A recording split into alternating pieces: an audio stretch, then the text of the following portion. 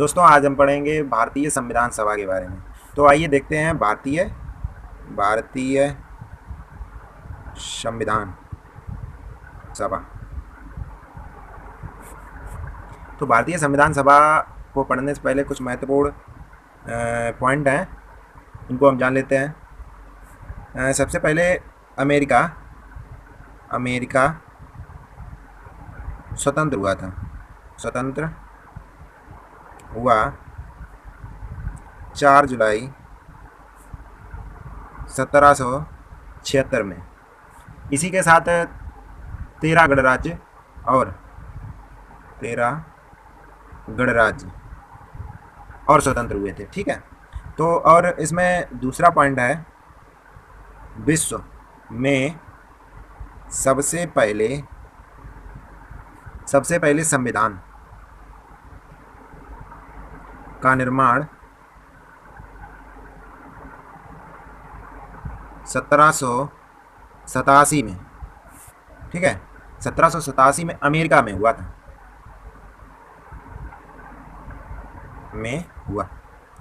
दोस्तों पूछा जा सकता है कि सबसे पहले संविधान लागू कहाँ हुआ।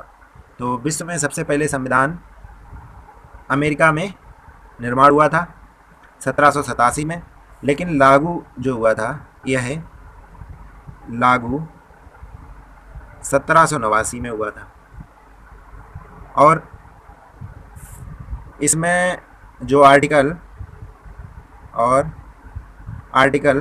7 लागू हुए, ठीक है, तथा यह है विश्व का सबसे छोटा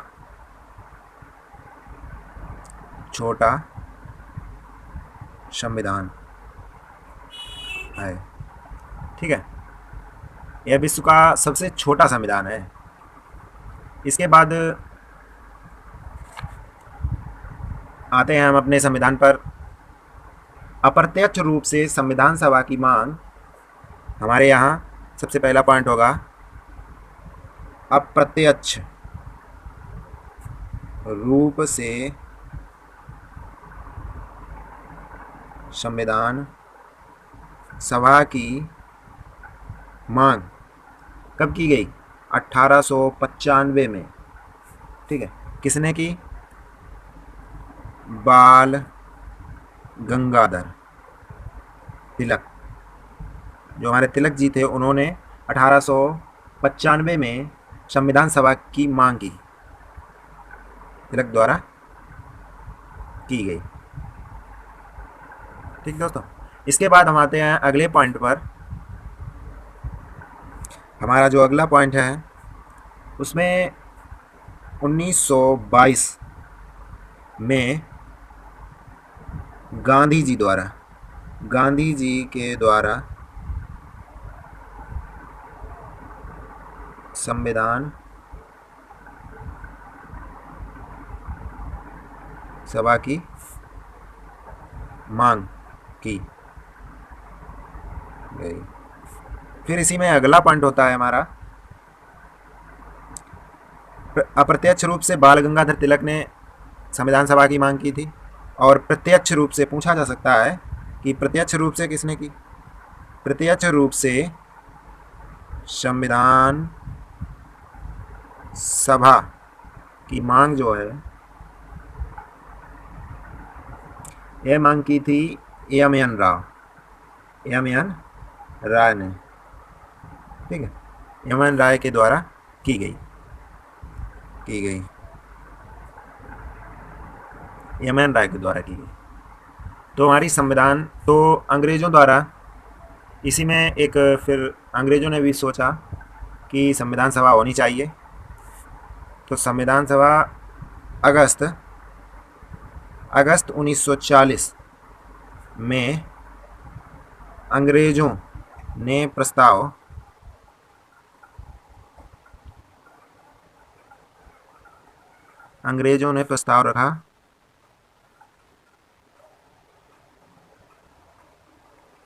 रखा कि भारतीयों के लिए संविधान सभा होनी चाहिए।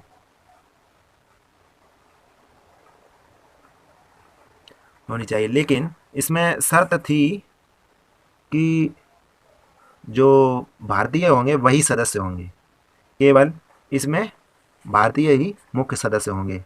तो इस वजह से इसको स्वीकार नहीं किया गया, यह प्रस्ताव निरस्त हो गया। तो इसके बाद इसका निरस्त होने का कारण था कि इसमें मुख्य भारतीय ही होंगे सदस्य। ठीक है, तो इसके बाद दूसरा प्रस्ताव लाया गया जिसका नाम था क्रिप्स प्रस्ताव। यह प्रस्ताव 1942 में रखा गया। यह कब रखा गया? 1942 में रखा गया क्रिप्स प्रस्ताव। और यह भी निरस्त कर दिया गया। इसका कारण था कि इसमें शर्त थी अंग्रेजों की कि युद्ध की समाप्ति के बाद संविधान सभा का गठन किया जाएगा। इसका कारण क्या था? निरस्त होने का कारण कि जो द्वितीय युद्ध चल रहा था उसके युद्ध की समाप्ति के बाद संविधान सभा का गठन। ठीक है, इस वजह से इसको निरस्त कर दिया गया। तथा इसी में एक पॉइंट और होता है कि गांधी जी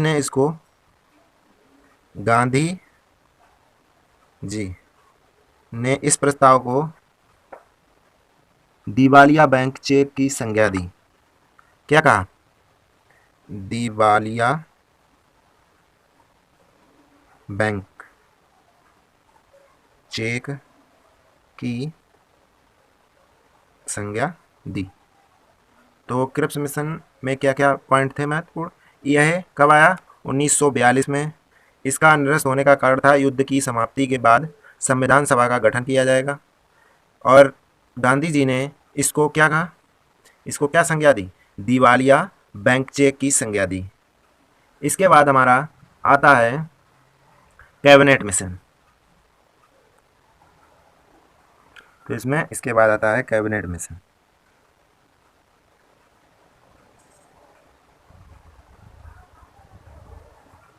कैबिनेट मिशन, इसमें 3 सदस्य भेजे गए थे ब्रिटिश से। तो इसको अपनाया गया था। जो कैबिनेट मिशन था इसमें 3 सदस्य भेजे गए थे। ठीक है, और इसको अपनाया गया था जुलाई 1945 को। इसको कब अपनाया गया? जुलाई 1945 को।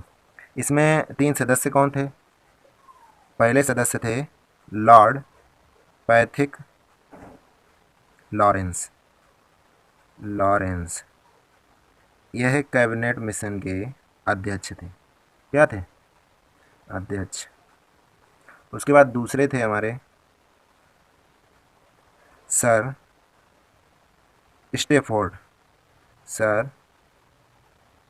Stafford Cripps. तीसरे हमारे थे डॉक्टर A.V. अलेक्जेंडर। तो यह 3 सदस्य कैबिनेट मिशन द्वारा भेजे गए थे। ठीक है, तो कैबिनेट मिशन द्वारा भारतीय सीटें, कैबिनेट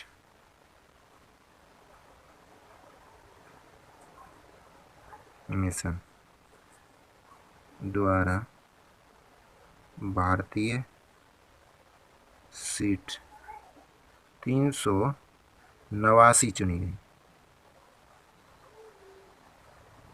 दोस्तों 389 चुनी गई। यह 389 क्यों चुनी गई? इसका कारण था कि हमारे उस टाइम 1945 में हमारे देश की जनसंख्या लगभग 40 करोड़ थी। ठीक है, और हर एक सदस्य को 10 लाख जनसंख्या पर एक सदस्य चुना गया था, तो इसलिए 389 सीटें चुनी गई। ठीक है, तो इसमें सीटें कितनी थी? 389। इसको भी 3 भागों में बांटा गया। तो 389 में जो हमारी 292 सीटें थी, ये किसको दी गई? यह दी गई ब्रिटिश प्रांतों को, ब्रिटिश प्रांतों से। ठीक है, उसके बाद दूसरी जो हमारी 4 सीटें, कुल 4 सीटें दी गई थी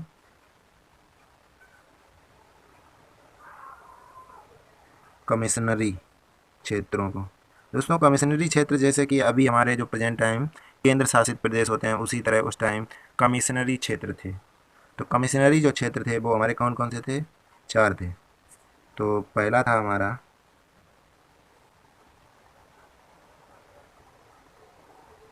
अजमेर, मेवाड़, इसको साथ में। ये हमारा कहाँ था? ये था राजस्थान। राजस्थान, ये हमारे राजस्थान में पड़ता है। दूसरा हमारा था बलूचिस्तान। बलूचिस्तान, ये हमारा पड़ता है पाकिस्तान में। यह आप कहाँ पड़ता है? यह पड़ता है पाकिस्तान में। उसके बाद हमारा जो तीसरा था कुर्ग। क्या था? कुर्ग। कुर्ग, ये हमारा पड़ता था कर्नाटक। ये कहाँ है? कर्नाटक।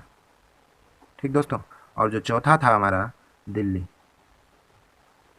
ये जो कमिश्नरी थी इनको 4 सीटें एक एक दे दी गई थी। उसके बाद जो हमारी बची हुई 93 सीटें, ये देसी रियासतें थी। देसी रियासत, तो 93 सीटें हमारी क्या थी? देसी रियासतें। ठीक है, इसमें जो चुनाव थे, चुनाव प्रक्रिया इसमें क्या थी? चुनाव प्रक्रिया इसमें निर्वाचित और मनोनीत दोनों थी। तो निर्वाचित किस में थी और मनोनीत किस में थी? जो हमारी सीटें थीं ब्रिटिश और कमिश्नरी क्षेत्र में जो थी निर्वाचित थी, निर्वाचित। और जो ये 93 सीटें थी, ये हमारी दोनों मिला के कितनी हो गई? ये कुल सदस्य हमारे हो गए 296 निर्वाचित सीटें थी और 93 मनोनीत।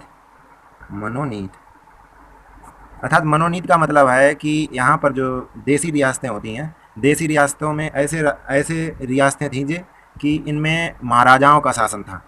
ठीक है, और इन जो ब्रिटिश प्रांतों से और कमिश्नरी क्षेत्रों से इनमें निर्वाचित किए जाते थे, अर्थात इसमें चुनाव हुआ था। तो हमारा चुनाव कितने सीटों पर हुआ? 296 सीटों पर। 296 सीटों पर चुनाव हुआ। 296 सीटों पर चुनाव। इसमें से 296 सीटें हुई, इसमें से राष्ट्रीय कांग्रेस पार्टी, इसमें से कौन सी? राष्ट्रीय Congress party. Congress party, Congress party को कुल सीटें मिली 208 सीटें जीती। ठीक है, उसके बाद इसमें दूसरी पार्टी थी हमारी मुस्लिम लीग। मुस्लिम लीग ने कितनी सीटें जीती? 73। तो हमारी 73 मुस्लिम लीग ने जीती। ठीक है, उसके बाद निर्दल निर्दल सीटें हुई 8, ठीक है, सीटें कितनी हुई 8। उसके बाद जो हमारी छोटी छोटी पार्टी, छोटी छोटी 2 पार्टी, इन्होंने 7 सीटें जीती। कितनी जीती 7, ठीक है, इन्होंने 7 सीटें जीती। कुल मिला के हमारी कितनी सीटें हुई, तो हमारी कुल सीटें हो गई 296 सीटें। इन्हीं सीटों पर चुनाव हुआ, ठीक। इनमें पूछा जाता है कि जो महिलाओं की संख्या थी वो कितनी थी, और जैसे कि संविधान सभा की जो सीटें चुनी गई थी उनमें महिलाओं की संख्या,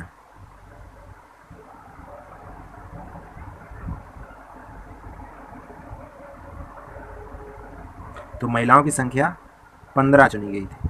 कितनी 15 चुनी गई, लेकिन लेकिन कितनी बची,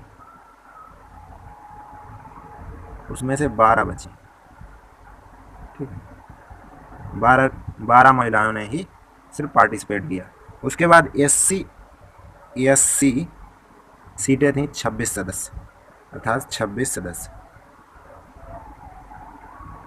तो महिलाएं कितने सदस्य थीं, 15 चुनी गई लेकिन 12 ही रही।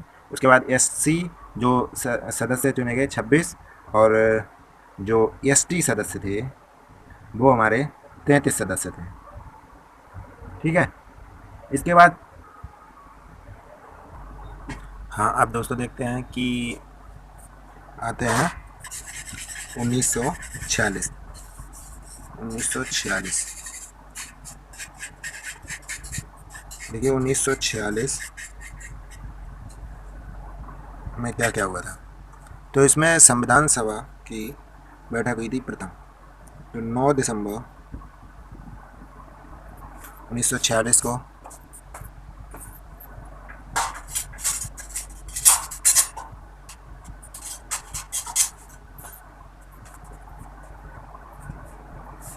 प्रथम बैठक हुई, ठीक है। इसमें जो अध्यक्ष बनाए गए थे 9 दिसंबर को, इस बैठक में अस्थायी अध्यक्ष बनाए गए, अस्थायी अध्यक्ष किसे बनाया गया था, बनाया गया था डॉक्टर सच्चिदानंद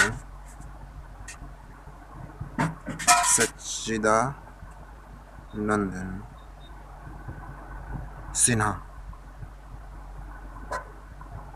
ठीक है। और यह जो थे प्रथम अध्यक्ष, प्रथम अध्यक्ष। पूछा जाए संविधान सभा के प्रथम अध्यक्ष कौन थे, डॉक्टर सच्चिदानंद सिन्हा, ठीक है। इसमें जो सदस्य शामिल हुए थे प्रथम बैठक में 207 सदस्य ने भाग लिया, ठीक है दोस्तों। 207 सदस्यों ने भाग लिया, जिसमें से 9 महिलाएं थी। पूछा जाता महिलाएं कितनी थी, 9 थी, ठीक है। और इसका बहिष्कार किसने किया था, पूछा जाता है प्रथम बैठक का बहिष्कार मुस्लिम लीग,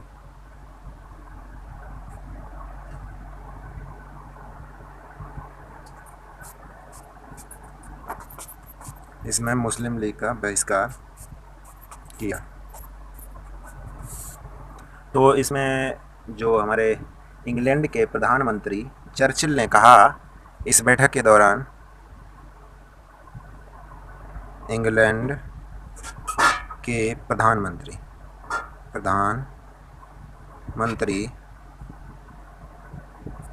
चर्चिल ने कहा था का संविधान सभा की बैठक ऐसा लग रहा है कि एक ऐसा विवाह है जिसकी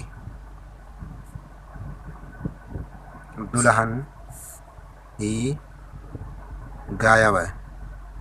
पूछा जा सकता है कि ये स्टेटमेंट किसने दिया, तो ये स्टेटमेंट इंग्लैंड के प्रधानमंत्री चर्चिल ने दिया था। ठीक है, तो प्रथम बैठक में यही इतने ही महत्वपूर्ण पॉइंट हैं। आइए देखते हैं द्वितीय बैठक। हमारी जो द्वितीय बैठक हुई है उसके बारे में जानते हैं। यह भी हमारी 1946 में हुई। डेट थी इसकी 11 दिसंबर को हुई थी द्वितीय बैठक। इसमें क्या महत्वपूर्ण था? जो हमारी द्वितीय बैठक थी इसमें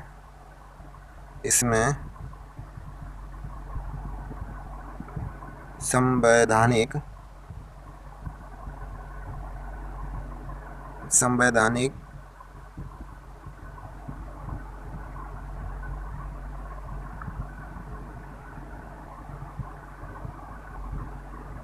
सलाहकार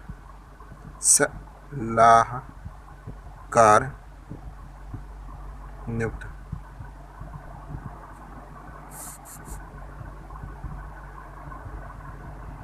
किया गया था। बी.एन. राव। तो हमारे इसमें संवैधानिक सलाहकार कौन नियुक्त हुए थे? बी.एन. राव दूसरी बैठक में। और इसमें जो अध्यक्ष बनाए गए थे 11 दिसंबर 1946 को द्वितीय बैठक में स्थायी अध्यक्ष कौन थे हमारे? डॉक्टर राजेंद्र प्रसाद। ठीक है, ये हमारे बिहार से थे। ठीक है, आइए तृतीय बैठक देखते हैं। तो तृतीय बैठक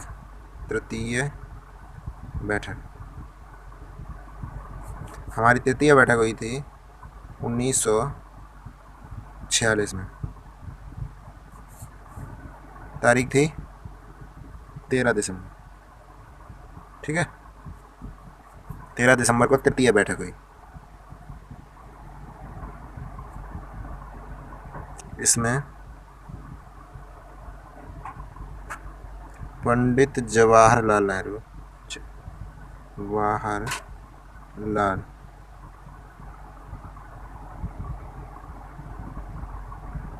नेहरू द्वारा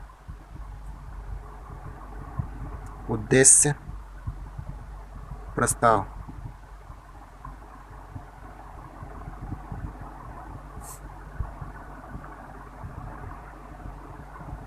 प्रस्तुत किया गया। इसको हम और क्या कहते हैं? उद्देशिका। ठीक है, इसमें क्या दिया गया था? इसमें शासन के बारे में दिया गया था, किस तरह से सरकार चलानी है। ठीक है, इसको 1947 में 22 जनवरी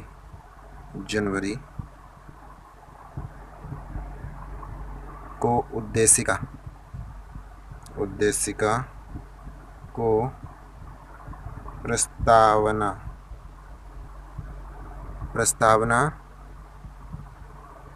के रूप में अपनाया गया। ठीक है, आइए जानते हैं कुछ हमारे डॉक्टर अंबेडकर। इनका संविधान सभा में बहुत महत्वपूर्ण योगदान रहा है। इनके बारे में जानते हैं। तो इन्होंने हिंदू धर्म की पहलियाँ और पाकिस्तान पर विचार 2 पुस्तकों का निर्माण किया है। तो इन्होंने, जो डॉक्टर अंबेडकर साहब थे, इन्होंने बॉम्बे से चुनाव लड़ा था। इन्होंने इन्होंने बॉम्बे से चुनाव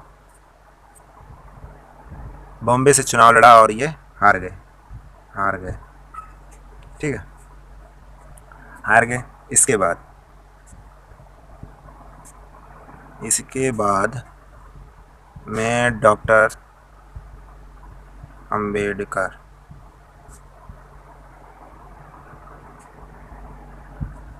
मुस्लिम लीग की सहायता से बंगाल में चुनाव लड़ते हैं, जीत जाते हैं। ठीक है दोस्तों, उसके बाद इनका जो एरिया होता है जहाँ से यह जीते होते हैं, यह एरिया जयसुर कुलना, जो कि पूर्वी पाकिस्तान में चला जाता है। दोस्तों, यह कहाँ चला जाता है? पूर्वी पाकिस्तान में चला जाता है। इस कारण यह है, डॉक्टर अंबेडकर जहाँ से जीते थे वो एरिया पाकिस्तान में चला गया, पूर्वी पाकिस्तान में। तो भारतीय संविधान में इनकी सदस्य अध्यक्षता खत्म हो गई, सदस्य नहीं रहे। तो BN राव जो वरिष्ठ थे, संविधान सभा के सलाहकार थे, उन्होंने सलाह दी कि डॉक्टर राजेंद्र प्रसाद से कहा कि डॉक्टर अंबेडकर का संविधान में होना बहुत अति आवश्यक है, क्योंकि उनका योगदान बहुत अधिक रहा है। तो डॉक्टर अंबेडकर बॉम्बे से जो सीट लड़े हुए थे, वहाँ पर MR जयकर अपने पद से इस्तीफा देंगे। BN राव ने डॉक्टर राजेंद्र प्रसाद से कहा, डॉक्टर राजेंद्र प्रसाद BG खेर, अर्थात BG खेर को हम कहते हैं प्रधानमंत्री को पत्र लिखा जाएगा। अपनी सीट से MR जयकर अपने पद से इस्तीफा देंगे और डॉक्टर राजेंद्र प्रसाद सदस्य बन जाएंगे। तो पूछा जाता है कि डॉक्टर राजेंद्र प्रसाद हमारे कहाँ से सदस्य हैं या कहाँ से सदस्य बने थे? तो बॉम्बे से ही करना होगा। अगर बॉम्बे नहीं दिया होता है तो हम क्या करेंगे? तो हमें करना पड़ेगा बंगाल, जो हमारा पूर्वी पाकिस्तान में है। ठीक है, अगर बंगाल और बॉम्बे दिया जाता है तो हम सिर्फ बॉम्बे ही करेंगे। ठीक, और आप जानते हैं BN राव के बारे में। BN राव, इनके बारे में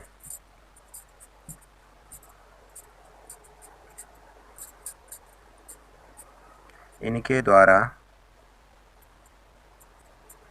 प्रारूप तैयार किया गया संविधान का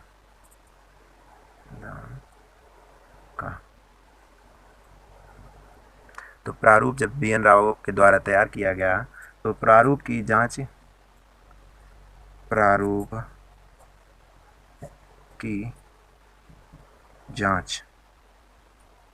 के लिए प्रारूप समिति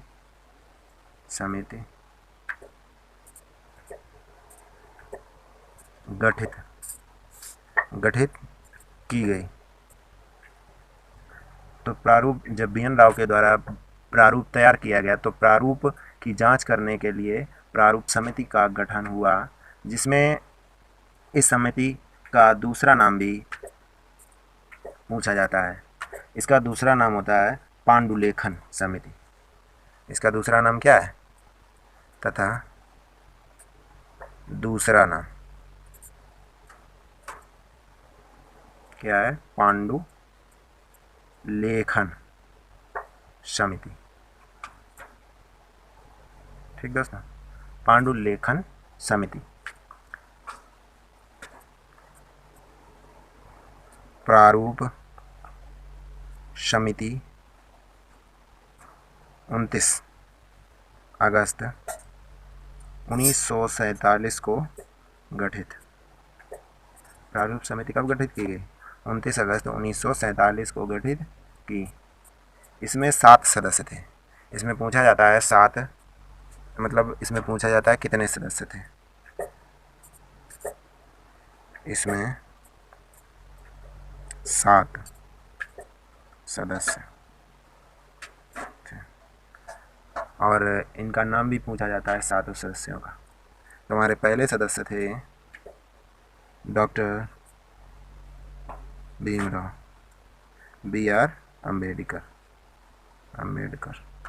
दूसरे सदस्य हमारे थे गोपाला स्वामी अयंगर।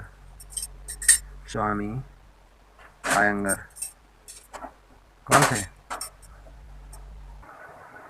हमारे तीसरे जो थे अल्लादी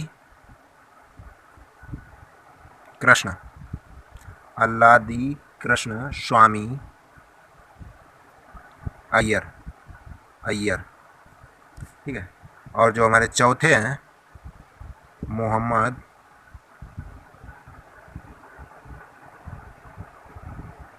सादुल। ठीक है। उसके बाद जो हमारे पांचवें होंगे कन्हैया लाल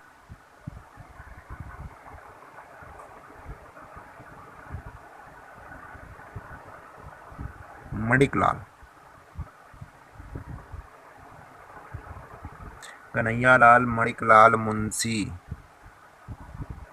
क्या होगा? इनका शॉर्ट नेम होता है KM मुंशी। उसके बाद जो हमारे छठे हैं TT कृष्ण मचारी। और हमारे जो सातवें होंगे उनका नाम है माधव राय। ये हमारे 7 सदस्य थे प्रारूप समिति के। जो प्रारूप BN राव ने तैयार किया था उसकी जांच करने के लिए। अगर वीडियो हमारी अच्छी लगी हो तो सब्सक्राइब करें, लाइक करें और शेयर करें। सब्सक्राइब करते समय बेल आइकन को ज़रूर दबाएं, जो कि हमारा अगला वीडियो मिलने पर आपको नोटिफिकेशन मिल जाए।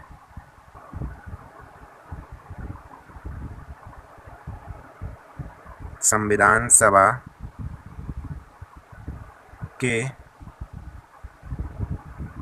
अधिवेशन कुल कितने हुए? 12 हुए। इसमें लोग कुछ 11 बताते हैं और 12 हुए। आइए देखते हैं 12 कैसे हुए। देखिए ये 11 तो हैं और 12वां जो है 12वां अर्थात 24 जनवरी 1950 संविधान सभा की अंतिम बैठक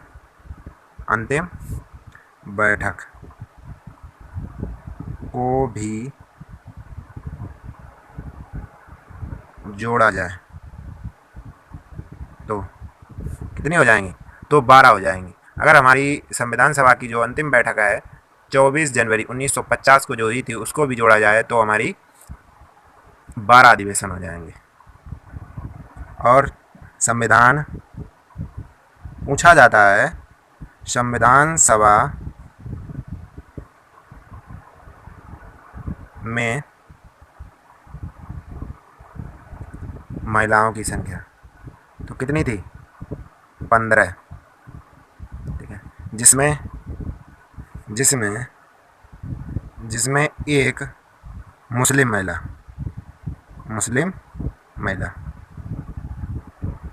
कौन थी? उनका नाम था बेगम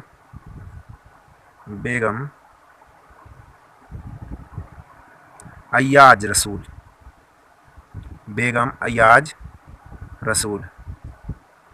ठीक है दोस्तों। इसके बाद और एक क्वेश्चन पूछा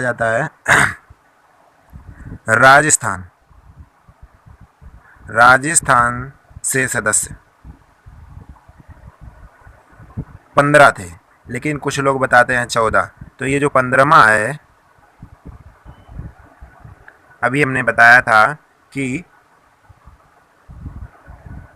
अजमेर, अजमेर मेवाड़, ये हमारा कहाँ पड़ता है?